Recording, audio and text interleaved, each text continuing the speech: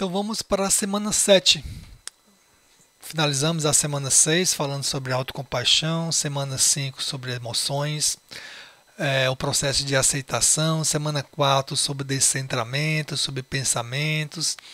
E dentro do modelo cognitivo a gente vem aqui para a semana 7. Na semana 7 a gente vai trabalhar nosso comportamento, nossas ações. É o que o Marco Williams traz para a gente. Ele começa trazendo, para entrar nesse tema, uma história da Marissa e da sua chefe Leane. A Marissa é uma pessoa que tem problema em se sobrecarregar com o trabalho, e é o que ela começou a fazer. Ela teve um curso de atenção plena em que ela melhorou bastante, mas ela começou a entrar novamente num nível de estresse muito grande, de cobrança muito grande, sob pressão, que aumentava o seu modo de fazer. E ela, quando a gente então está sob pressão no trabalho, a gente pode desenvolver o que se chama de burnout, né? Que é o estresse propriamente do trabalho, onde a gente lida um trabalho sob pressão. E então, a gente quando está nesse nível de esgotamento, de estresse, a gente está com o modo fazer muito exacerbado, trazendo para a nossa linguagem, que nosso idioma do da atenção plena. E o modo fazer muito exacerbado, a gente olha, né? Você se lembra que a gente olha todas as situações, nosso cérebro é uma máquina de realidade virtual. A gente já viu como é que a gente interpreta as situações dependendo do nosso estado de humor, do contexto em que a gente esteja, do tipo de pensamento que está assolando a nossa cabeça. Nesse capítulo em especial, a gente vai lidar com aquela dimensão, né? Não com a dimensão das emoções, com as dimensões dos pensamentos, das sensações físicas, mas com as das atividades, com as das ações. Então, uma forma de as nossas emoções, nossos pensamentos, começarem a fazer, a ver, a interpretar, quando eu estiver sob estresse, que eu preciso de alguma forma terminar logo o que eu tenho que fazer, porque quando eu terminar logo o que eu tenho que fazer, aí sim eu vou começar a viver, eu vou começar a relaxar. Só que você começa a aumentar as suas atividades desgastantes para querer terminar logo o que você tem, aquilo que não está te fazendo, não está te trazendo bem-estar, prazer ou conforto. E aí você começa a agir mais por impulso, começa a se sobrecarregar porque vai ter aumento de tarefa para você, e você começa a pensar demais. Não vou dar conta, preciso de mais tempo, e aí que entra, olha a sutileza, né? Aí que entra os pensamentos da semana 5, aqueles pensamentos de falta de autogentileza, aqueles pensamentos autodepreciativos. Então o Marco Williams ele traz para conceituar, né, essa semana, como uma base conceitual, o funil da exaustão de Mary Asberg. É um processo de esgotamento vai mostrar esse processo de esgotamento da Marisa através desse funil de exaustão. No funil de exaustão, então, eu aumento o meu modo de fazer, eu tenho que é representado, a Mary Asberg é uma estudiosa de burnout do Instituto do Karolinska, né, de Estocolmo, na Suécia. E Marco Williams traz, né, esse modelo dela, onde esse modelo ele tem círculos mais amplos. Quando os círculos mais amplos representam as atividades que me revigoram, né, que aumentam a minha energia. Mas à medida em que eu começo a entrar sob pressão no trabalho, eu começo a me cobrar de uma forma em que eu não, às vezes não consigo dar conta, eu começo a entrar em atividades, eu começo a diminuir atividades revigorantes e começo a me engajar nas atividades que começam a me desgastar minha energia, desgastar meu foco, minha concentração.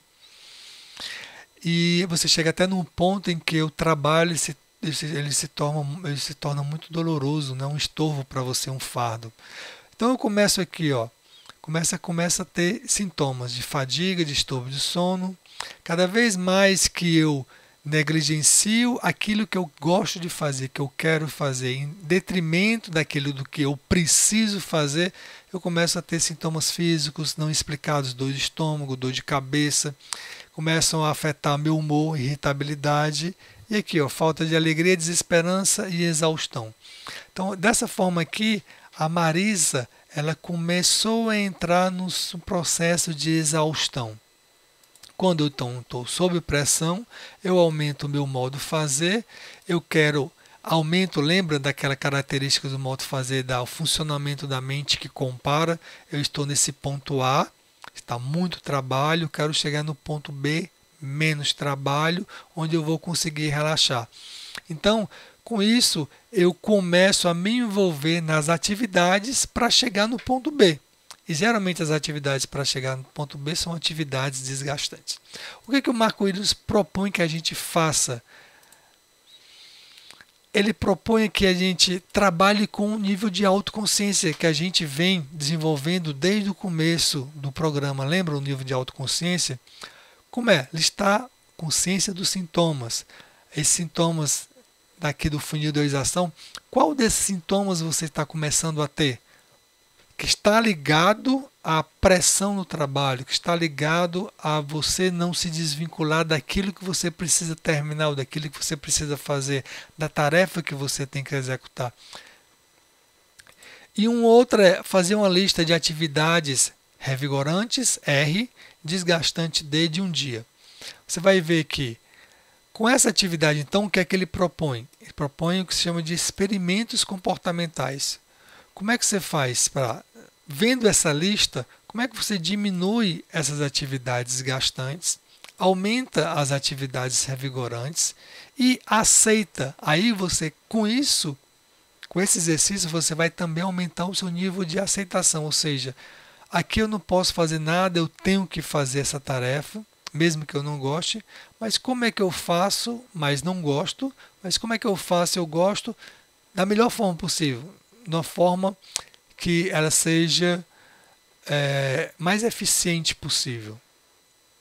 Então eu começo a olhar para os meus recursos do momento presente que eu tenho para fazer essa tarefa de uma forma diferente.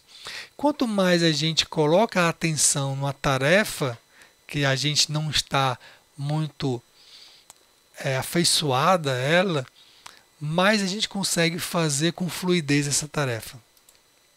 Os experimentos comportamentais é entrar em ação. Entrar em ação significa fazer atividades mais prazerosas, aumentar o número, né? A gente fala aqui em quantidades mesmo, aumentar o número de atividades que te dão uma sensação de controle. Por exemplo, você vai pagar uma conta, talvez ela te dá uma sensação de controle porque ela vai diminuir seus níveis de ansiedade. E fazer atenção plena em atividades que você não gosta, porque você vai aumentar o seu recurso, né, a capacidade psicológica de aceitação. E a gente viu que o recurso de aceitação é um recurso importante para que a gente aumente os nossos níveis de satisfação. Dentro da perspectiva do ciclo do estresse, como a gente viu, do modelo cognitivo, dentro do modo C, a gente pode trabalhar quais são os gatilhos, né? O que é que dentro do meu trabalho faz com que eu me sinta pressionado? A minha chefa, Leane, que é minha chefa, né? Como ele traz essa história, a chefa Leane, ela é workaholic, então, de certa forma, pressiona também a Marisa para fazer as atividades, mesmo fora do período de trabalho. São meus padrões de pensamentos, são padrões de pensamento de autocrítica. Eu tenho que aumentar o meu nível a minha meditação da amizade, tenho que fazer mais, eu tenho que aumentar meu nível de autocompaixão. Ou são pensamentos que me trazem irritação, inquietação, agitação mental, que vai fazer com que eu me sinta mais impulsivo. Ou seja, talvez eu comece a comer mais, tomar mais sorvete, para diminuir mais minha ansiedade, né?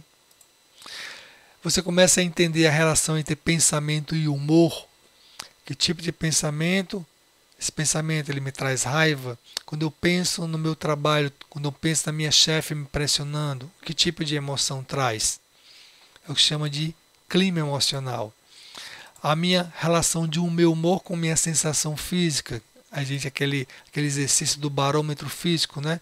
Ah, quando eu penso no meu trabalho, eu sinto ansiedade, eu sinto inquietação. Aí, onde é que está essa inquietação no meu corpo?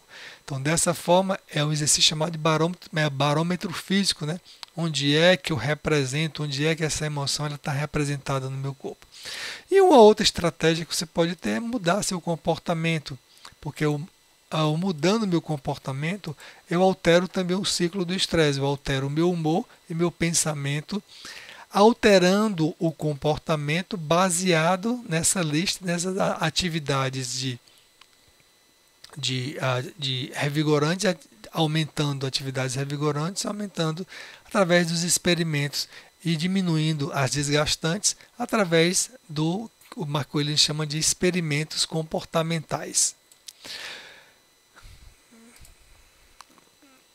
Então, nessa semana 7, o liberador de hábito que ele fala é volte, né, retome. Isso aqui a gente viu na semana 2, né?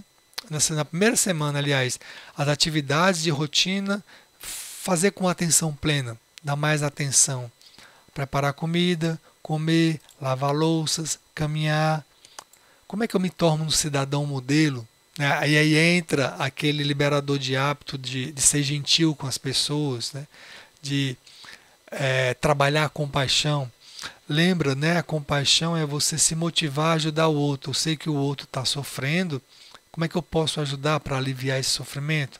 E a autocompaixão, eu estou sofrendo, como é que eu posso aliviar esse meu sofrimento?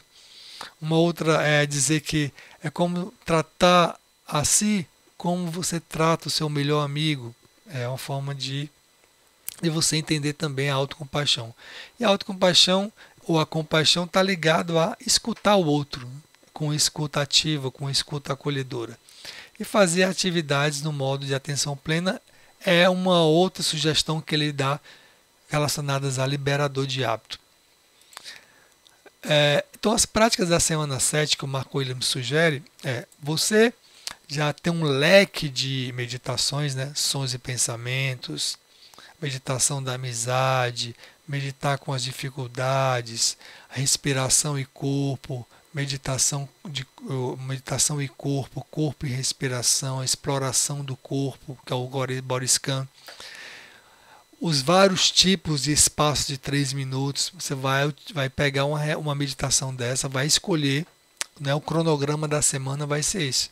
Uma meditação revigorante e uma meditação não que seja desgastante para você, mas que seja desafiante para você. Lembre que um componente da atenção plena é você entrar em contato com o desconforto, ativar sempre o sistema de aproximação.